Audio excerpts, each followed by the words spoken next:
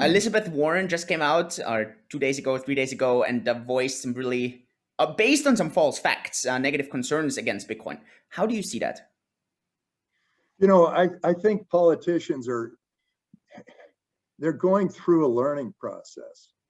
I know, Janet Yellen is also going through a learning process where at first she said, oh, it's all criminals and whatever. And then they realized that actually, if people use Bitcoin, they're more likely to get caught if they're criminals. If you're a criminal, use cash. Yeah, we saw this with the cyber attacks just 1 week ago, where there was where the FBI caught them. Right, Yeah. and the U.S. Marshal's office has known this for years, but I think that they're still responding to articles that they read about Bitcoin 5 years ago, 10 years ago, maybe. They are not up to date, and they need to get up to date before they start spouting off about whatever they think that should happen with Bitcoin. I think it is really clearly very important. If all these governments are all up in arms trying to figure it out, Bitcoin is a very important part of our future. And here's how I look at it. We've always been tribal. We draw a line, we say, hey, you don't go over this border, I don't go over this border, and we'll have peace and we'll both prosper, right?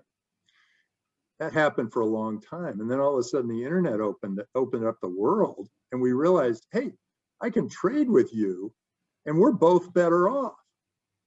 And you multiply one trade by the 8 billion people around the planet, and we're all a part of this intricate web of economic systems and economics and deals and business and whatever, and it's all interrelated. And now we realize how wrong the shutdown was, because now we've got shortages in all sorts of areas that we never thought would have been a shortage, but they became big shortages.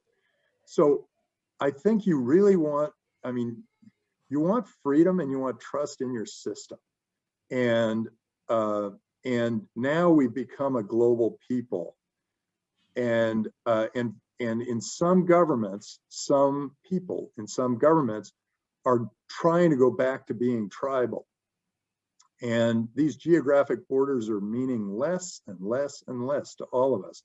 We're able to move freely around the world and find the government that's right for us. You want to start a new business, you can go to our Draper Innovation Index and you can see where Germany fits, and you can see how it compares to Switzerland, and how it compares to France, and how it compares to UK, and how it compares to the US.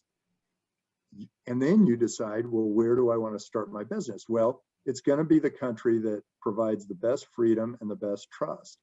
And that trust, if you're using Bitcoin, you have the most trust, because you realize you can build value in Bitcoin, and then you can pay your taxes, do all the other things that you would need to do.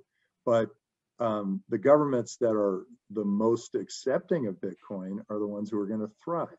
And the US benefited hugely. I remember all these arguments about the internet, and they were going to shut it down and tax it, do whatever else. And then they started to realize that this internet thing is bringing in huge economic value to the country. And they said, oh, okay, hands off, let's just see how it goes. And I think they should do the same thing with Bitcoin.